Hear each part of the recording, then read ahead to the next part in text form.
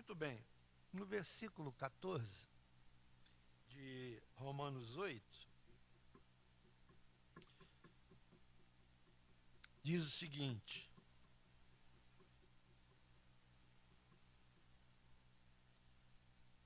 pois todos os que são guiados pelo Espírito de Deus são filhos de Deus. E aí, nós vamos ver aqui, não é, Paulo nos ensinando duas grandes verdades aqui. O Espírito Santo nos orienta como filhos de Deus, né? Toda a orientação que temos, ela provém do Espírito Santo de Deus. E aí, como eu falei, duas grandes verdades a gente pode ver aqui. A primeira é que a paternidade de Deus não é universal. O que seria paternidade universal? É que todos nós seríamos filhos de Deus. E não é verdade. A Bíblia não diz que todos nós somos filhos de Deus. A Bíblia diz que nós fomos feitos à sua imagem e semelhança. Nós somos criaturas. Mas João 1,12 diz assim: mas a todos quantos o receberam, a estes quem? Aos que o receberam, deu a estes o poder de serem filhos de Deus. Então, a primeira verdade aqui é que a paternidade de Deus não é universal, né? Nem todos os seres humanos são filhos de Deus, uma vez que só aqueles guiados pelo Espírito de Deus são filhos de Deus. E uma característica dos filhos de Deus é serem guiados pelo Espírito Santo de Deus. Uma característica, né? Nós não andamos segundo a carne, mas andamos segundo o Espírito Santo. E a segunda verdade desse versículo 14 é que a paternidade de Deus, ela é real, né?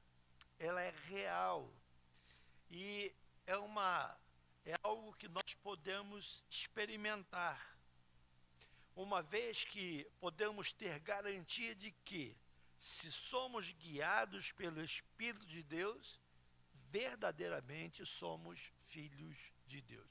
Como é que eu posso saber que eu sou filho de Deus? Quando eu ando segundo o Espírito de Deus. Quando eu não ando segundo a carne, né? Quando quem me guia é o Espírito Santo de Deus, né? O Espírito Santo, ele faz morada em nós, não é? E ele não apenas habita em nós.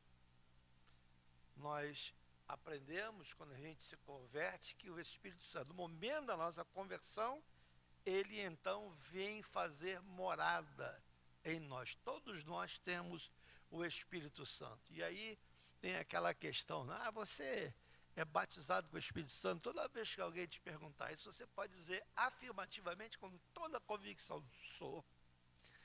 Porque ninguém é crente se não for batizado com o Espírito Santo, se não for selado com o Espírito Santo, se não tem o Espírito Santo. Porque essa pergunta, às vezes, tem um outro sentido.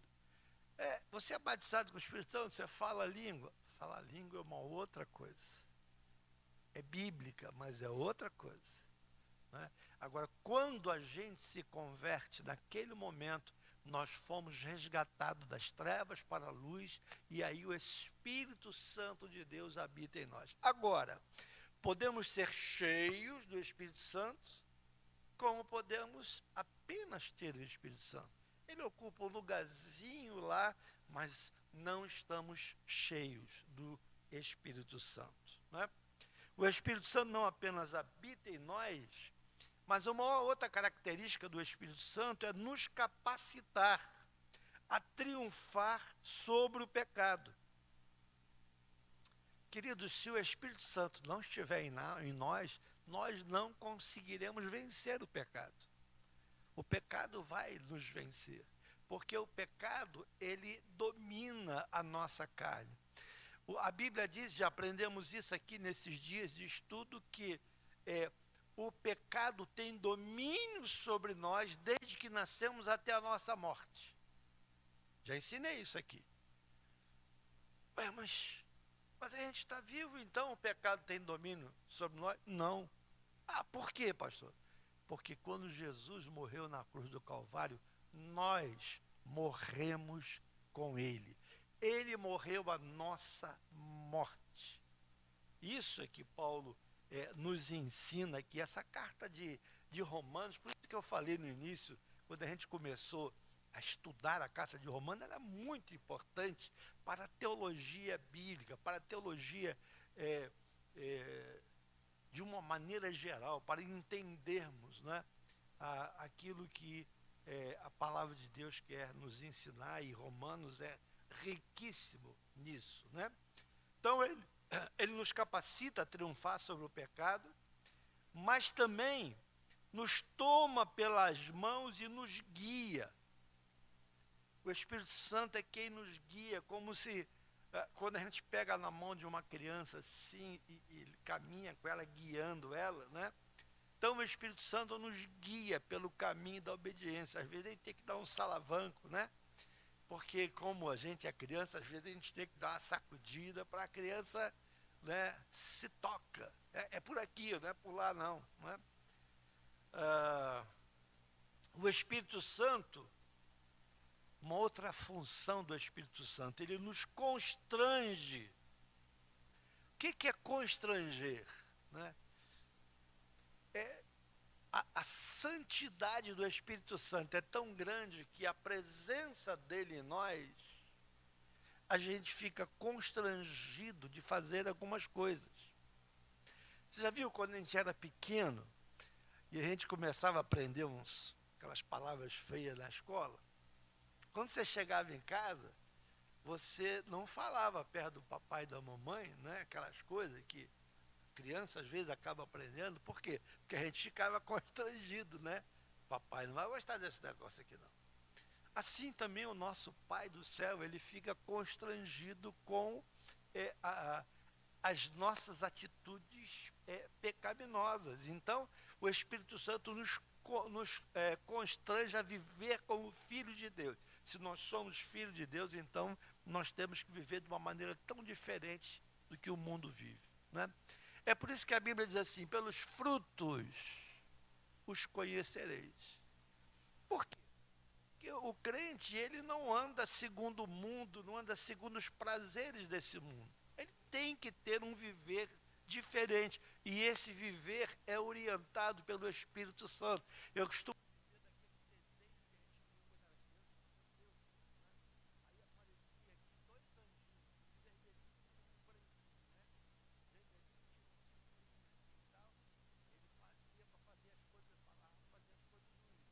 e o de branquinho aqui e tal, representava um anjo.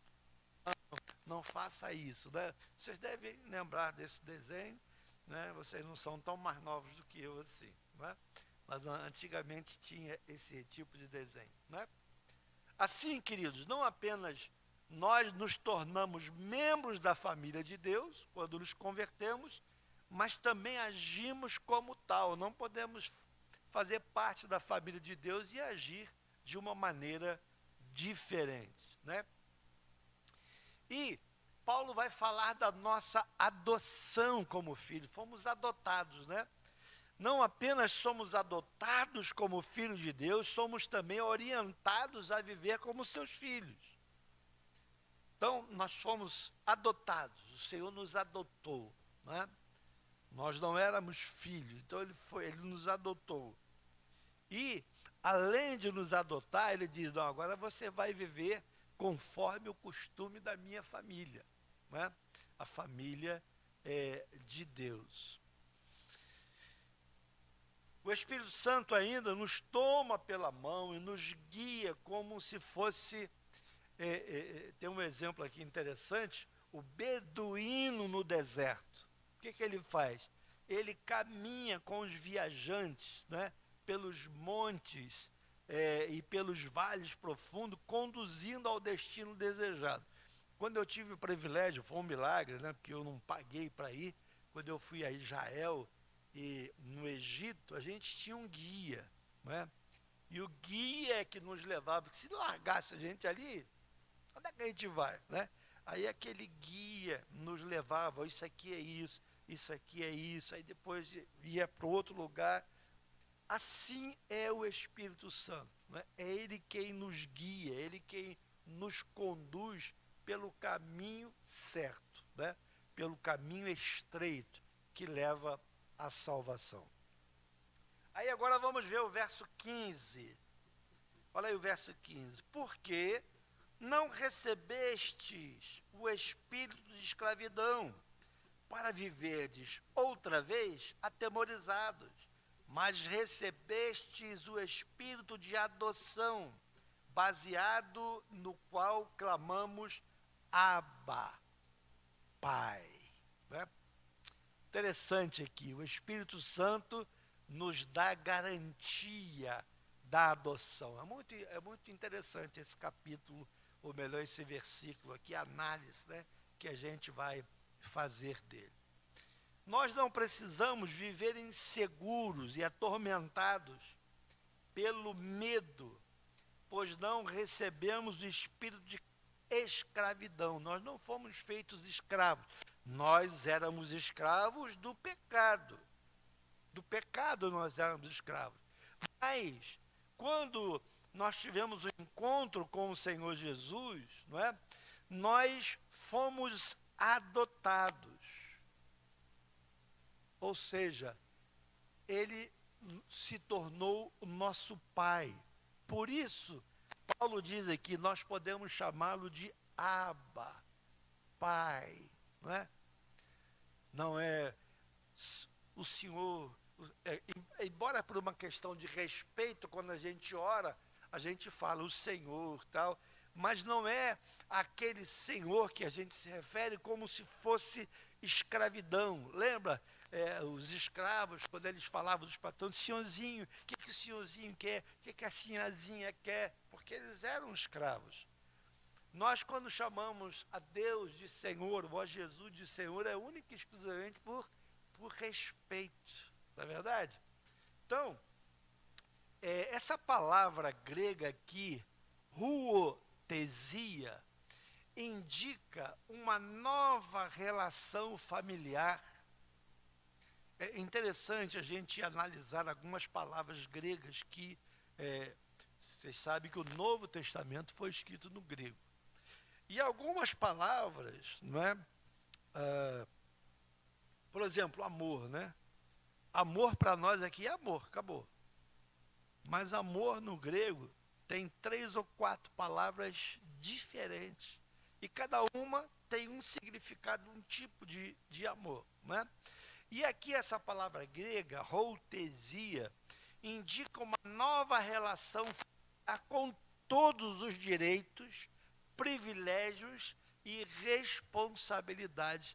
Olha que coisa interessante, quando nós fomos adotados, porque às vezes um filho adotado, às vezes ele se considera inferior aos outros filhos de sangue, não é? Que foram gerados por aquele pai, pelaquela mãe.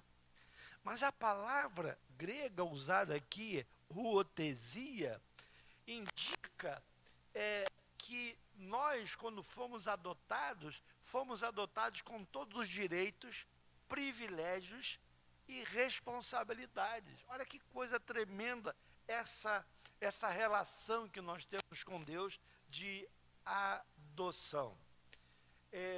Tem um teólogo aqui, Warren Wiersbe, ele diz o seguinte, que o termo adoção significa ser aceito na família como um filho adulto, né?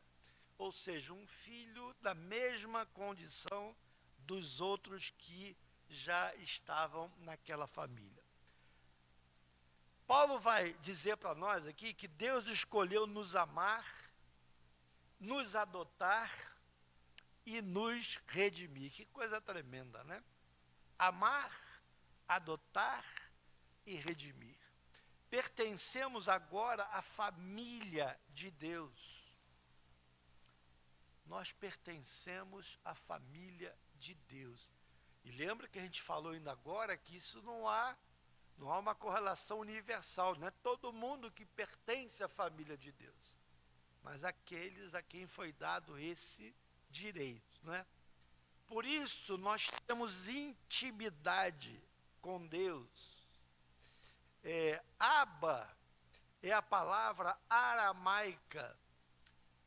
Os judeus falavam tanto o hebraico como o aramaico, né?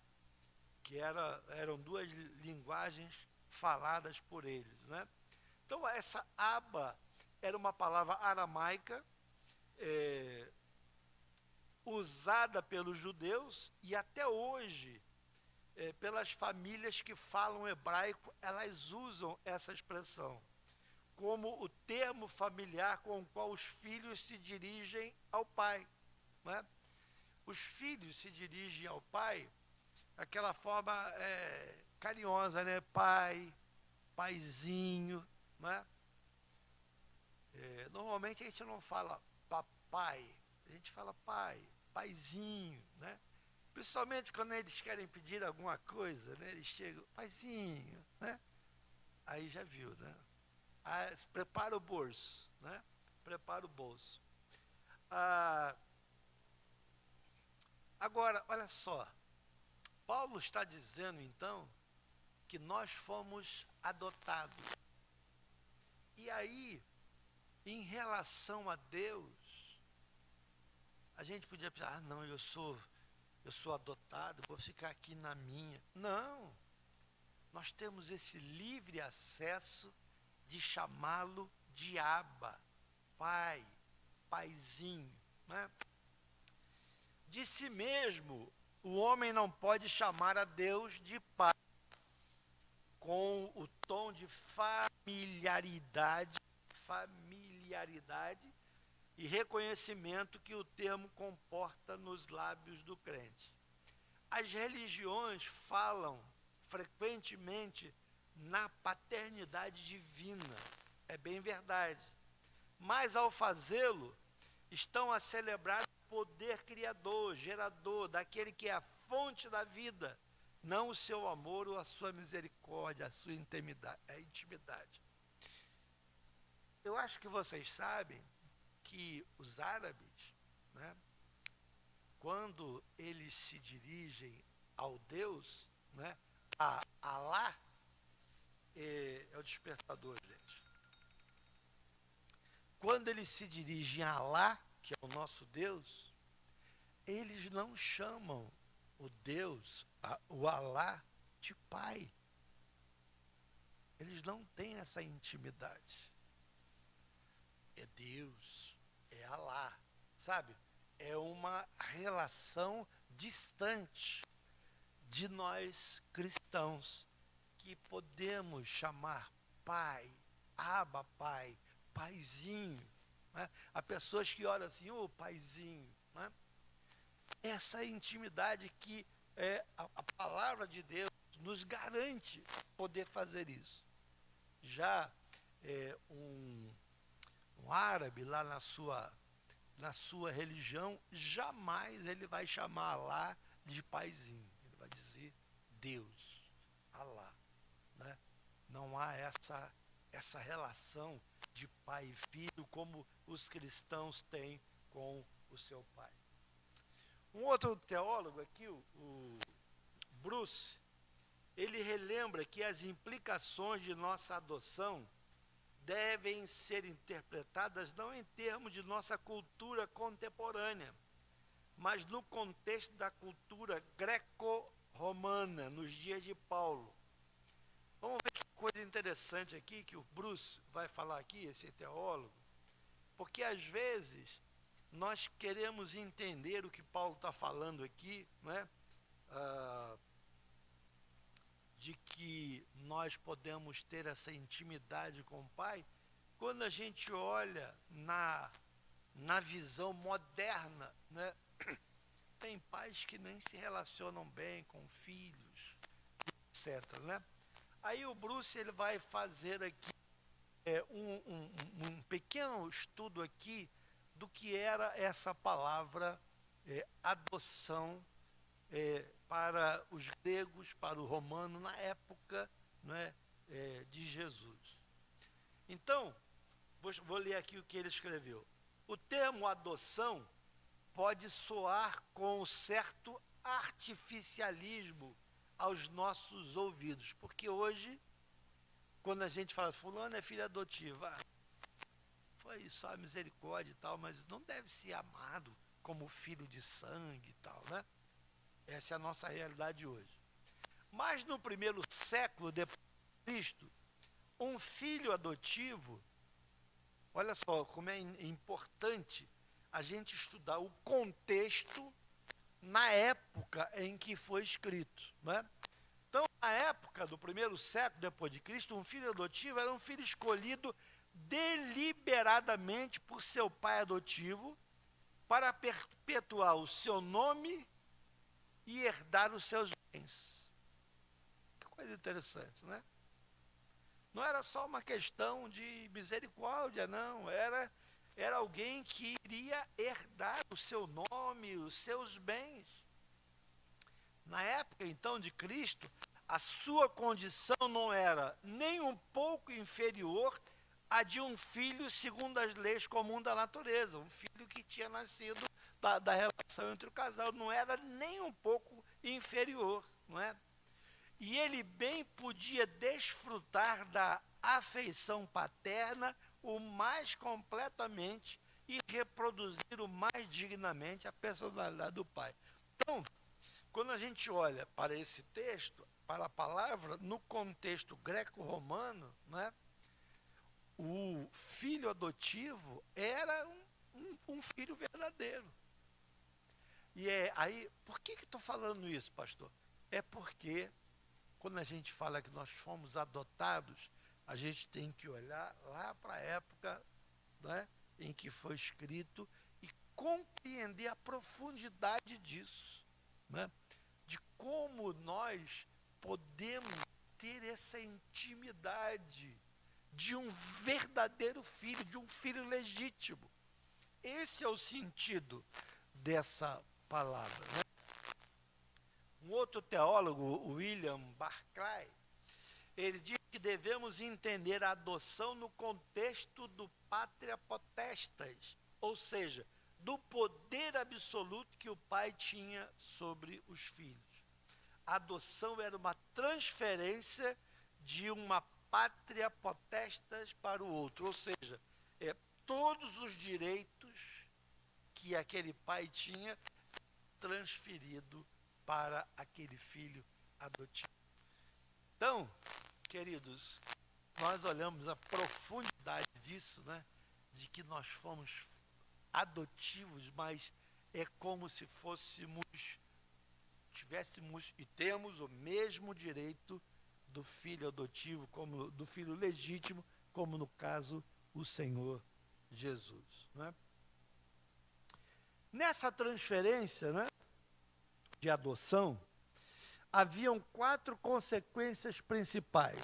Vamos ver isso aqui. Primeiro, a pessoa adotada, olha só que coisa interessante, ela perdia todos os direitos da sua antiga família.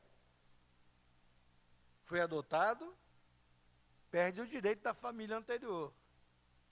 E ganhava todos os direitos de um filho totalmente legítimo na nova família. Se a gente olhar para nós perdemos, né, todos os direitos da família, do mundo, que nós vivíamos no pecado. Perdemos toda aquela herança. E agora temos direitos como filho totalmente legítimo. Segunda questão. O filho adotivo tornava-se herdeiro de todos os bens do seu novo pai. Nós somos herdeiros de Deus, né? Todos os direitos.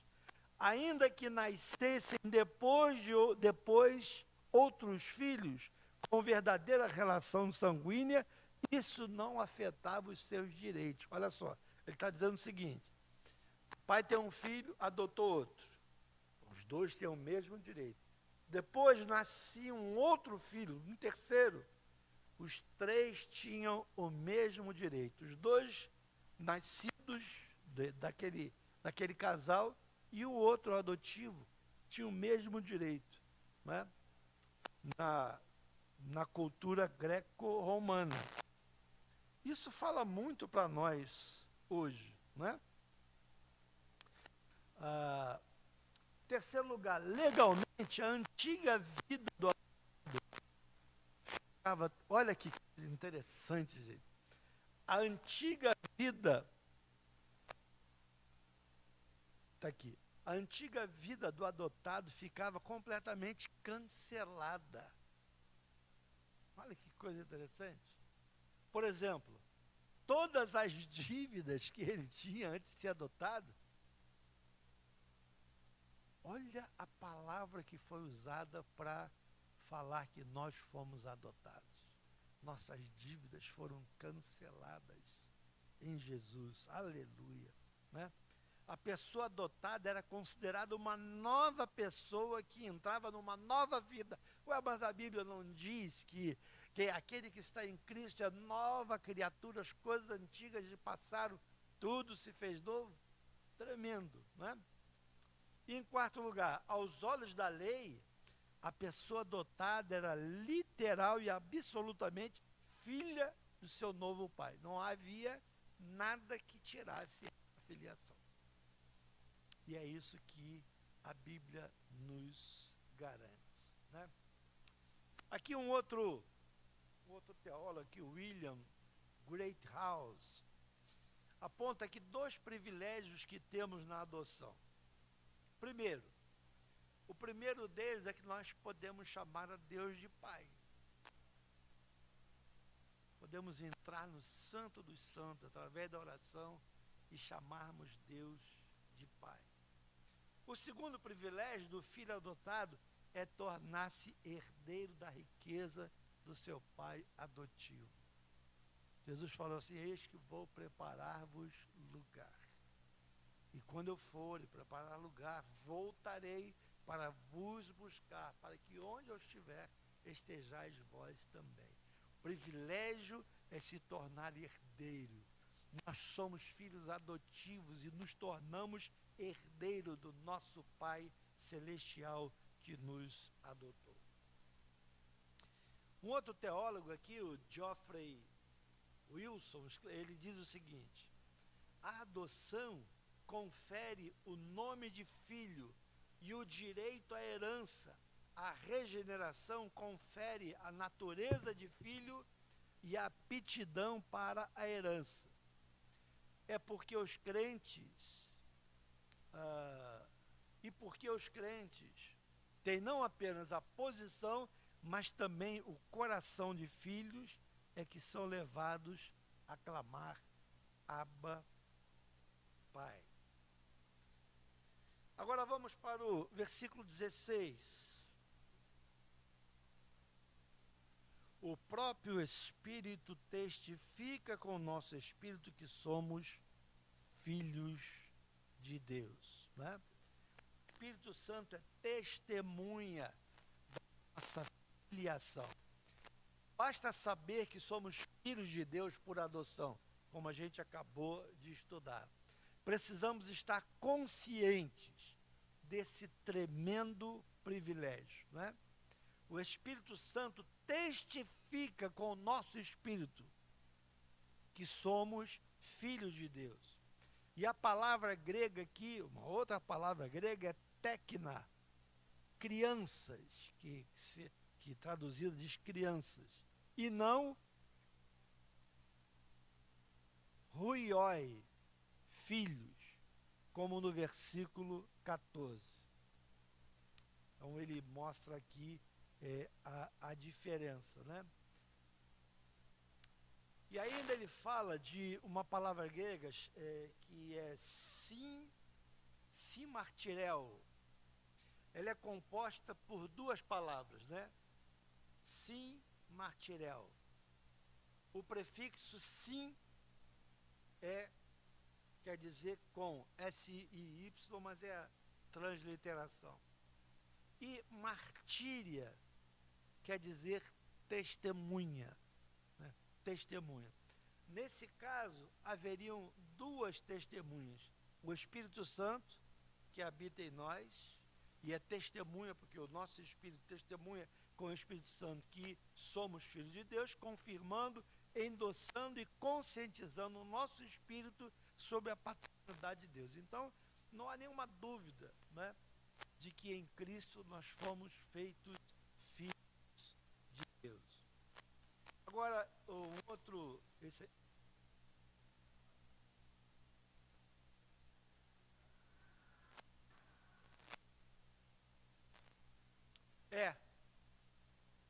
É, lá no 14, o filhos ali era ruioi, é uma palavra, ruioi, que quer dizer filhos. Agora aqui, no verso 16, a palavra aqui é tecna, crianças, né? O próprio Espírito testifica o nosso Espírito que somos como que fosse crianças de Deus, filhos recém-nascidos de Deus, né? As palavras são diferentes. Lá em cima no 14 era isso, técnica, não, tecna, não é técnica não, tecna, crianças. E no Huioi, ruioi, que é a palavra que está lá no versículo 14. Como eu tenho dito aqui, aquela Bíblia, né, que baratinha lá no Google Play, na loja do Google, né, que a gente compra lá a Bíblia de Strong, né, e é uma Bíblia que ela faz isso aqui, pega lá no verso 14, no verso 16, e a tradução delas, né? Aí você consegue ver a diferença dessas duas palavras. Então, Fritz Heinecker, parece coisa de cerveja, né? Heinecker, diz que essa palavra era usada nos papiros em que a assinatura de cada testemunha era acompanhada pela palavra testemunha e selo com. Interessante o que ele está dizendo aqui. Quando alguém era adotado, olha que coisa interessante. O pai levava 5 testemunhas no cartório daquela época, né, para que confirmasse que aquele pai estava adotando aquela pessoa. Por que isso? Na morte daquele pai, teriam 5 testemunhas para confirmar que no dia que o pai adotou, eles estavam lá. Então, se os outros filhos quisessem, não, meu pai não adotou, não, nós temos 5 testemunhas. Era um costume da época, né? E aí, por que o Fritz Heinecker está falando isso aqui? Porque ele disse, Paulo está dizendo que o Espírito Santo é a nossa garantia, né? É a testemunha que está em nós e que é a garantia de que nós somos filhos de Deus. Assim como aquelas 5 testemunhas eram garantias perante a lei dos homens que aquele pai havia adotado, o Espírito Santo é a garantia de que Deus nos adotou. O Espírito Santo que habita em nós, né? É o selo, é a garantia dessa adoção. William Barclay, ele lança luz ainda sobre esse assunto, relatando que a cerimônia de adoção efetuava, eu falei 5, mas não, era 7 testemunhas, né? Aí ele diz, ó, suponhamos que morresse o pai adotivo, ou acontecesse alguma disputa quanto ao direito de herança do filho. Uma ou mais das 7 testemunhas, falei 5, mas eram 7, originais se adiantavam e juravam que a adoção era genuína e verdadeira, né? Assim estava garantido o direito do adotado, que recebia a sua herança. Morreu o velho, vamos dividir a herança, vamos dizer que eram 4 filhos legítimos e um adotado. Aí os 4 queriam a herança só para ele. Não, ele foi adotado, mas a lei dava direito ao adotado de participar também, né? Assim como nós temos esse privilégio, né? Paulo nos diz aqui que o próprio Espírito Santo, ele é a testemunha da nossa adoção na família de Deus, né?